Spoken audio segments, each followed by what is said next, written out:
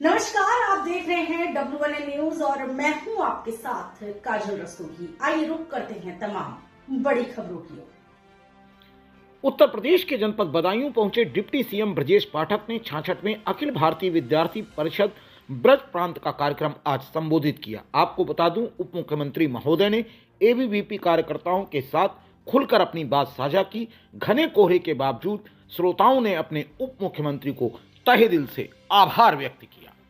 अधिवेशन के इस एक्सटेंडेड उद्घाटन सत्र में अभिनंदन वंदन उत्तर प्रदेश सरकार आपका हृदय की गहराइयों से मैं इस अधिवेशन की एक परंपरा विद्यार्थी परिषद में रही है, जो कि शायद 1958 के अम्बाला अधिवेशन से अखिल भारतीय स्तर पर प्रारंभ हुई। इस स्तर पर भी अधिवेशनों की यह श्रृंखला शुरू हुई।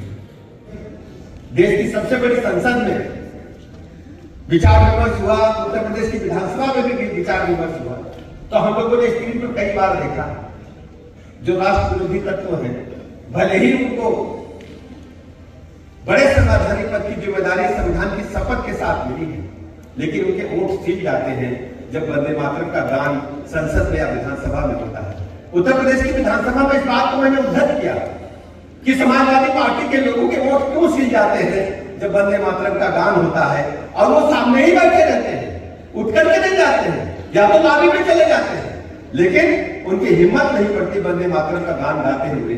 वंदे मातरम के गान को अगर बिंदुवार उसकी आप व्याख्या करेंगे, वो व्याख्या अपनी जननी की है, अपनी मातृभूमि की है, उसके प्रति उनकी जवाबदेही की है। इसी जननी ने, इसी मातृभूमि ने हमको सब कुछ देने का काम किया है। वंदे मातरम का गीत हमें बताता है कि यही माँ दुर्गा है, यही माँ सरस्वती है, यही माँ लक्ष्मी है। हे धरती माँ, तुम्हें हमारी सब कुछ और हम आपका बंधन करते हैं। ये भी गीत उनके मुंह से नहीं निकलता है। तो हमारी आप सबकी जिम्मेदारी बनती है कि हम वंदे मातरम को जन जन तक पहुंचाएंगे। और ऐसे जो राष्ट्र विरोधी ताकतें हैं, जो वंदे मातरम को गाना नहीं चाहते, वंदे मातरम को सुनना नहीं चाहते, वंदे मातरम से अपना को ताल्लुक रखना नहीं चाहते, तो भारत में किस ढंग से वो आगे बढ़ेंगे, हमारे संस्कारों को कैसे आगे बढ़ाएंगे, ये हमारे लिए चिंता का विषय है। ये आप सबके कंधों पर जिम्मेदारी है। प्रांत अधिवेशन में मैं एबीवी के सभी अपने साथियों का, भाई बहनों का, विशेष रूप से निधि जी का, अपने दुर्विजय जी का, बागीश पाठक जी का, अपने प्रांत अध्यक्ष जी का, सभी का हृदय की गहराइयों से उत्तर प्रदेश सरकार की तरफ से स्वागत करता हूं, अभिनंदन करता हूं और पूरे प्रांत से आए अपने सभी कार्यकर्ता साथियों का बहुत बहुत आभार प्रकट करता हूं। अखिल भारतीय विद्यार्थी परिषद के कंधों पर बहुत बड़ी जिम्मेदारी है राष्ट्र के नवनिर्माण की, युवाओं में चेतना स्थापित करने की और वर्तमान परिस्थितियों में जो राष्ट्र विरोधी ताकतें हैं उन्हें खदेड़कर बाहर करने की। आप जिस ढंग से देख रहे हैं एसआईआर का कार्यक्रम चल रहा है, हम एसआईआर के लिए भी अपने विद्यार्थी परिषद के कार्यकर्ताओं से कहना चाहते हैं कि सभी लोग ऐसे मतदाताओं की पहचान करें जो मृतक हो गए हैं, जो घुसपैठिए हैं, जिनका नाम मतदाता सूची में नहीं होना चाहिए, उनको चिन्हित करें। बेहतर पारदर्शितापूर्ण मतदाता सूची बनाने में भारत निर्वाचन आयोग की मदद करें। भारत निर्वाचन आयोग की जो भारत निर्वाचन आयोग का जो आग्रह है उस अनुसार शुचिता पारदर्शितापूर्ण चुनाव के लिए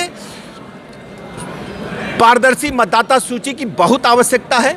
इसके लिए मैं विद्यार्थी परिषद के अपने सभी भाई बहनों से आग्रह करता हूं, सब लोग पारदर्शिता शुचितापूर्ण मतदाता सूची बनाने में भारत निर्वाचन आयोग की मदद करें। अभी वोट कट गए हैं और उन कटने के बाद विरोधी लोग वोट कोई कटा नहीं है। यदि कोई मृतक है तो उसका नाम होना चाहिए। अब बताओ, 50 विधायक एक कमरे में मैं पूछ रहा हूं जो मृतक है उसका नाम होना चाहिए मतदाता सूची में। जो आपके शहर में, आपके जिले में उसका कोई अता पता नहीं, क्या नाम उसका होना चाहिए। ऐसे सभी लोग जो भारत निर्वाचन आयोग में मतदाता की अहर्ता नहीं रखते हैं, उनको डिलीट किए जाने का काम पहली बार नहीं हो रहा है। ये विपक्ष के पेट में दर्द इसलिए हो रहा है, बिहार में एसआईआर के बाद चुनाव हुआ, प्रचंड बहुमत के साथ भारतीय जनता पार्टी राजग गठबंधन की सरकार बनी है और वहाँ तेजस्वी के और राजद के, आरजेडी के गुंडाराज, जंगल राज को बिहार की जनता ने नकार दिया है और उत्तर प्रदेश में भी समाजवादी पार्टी के गुंडाराज, जंगल राज को प्रदेश के लोग कभी स्वीकार नहीं करेंगे। 27 में प्रचंड बहुमत की भारतीय जनता पार्टी की सरकार बनेगी।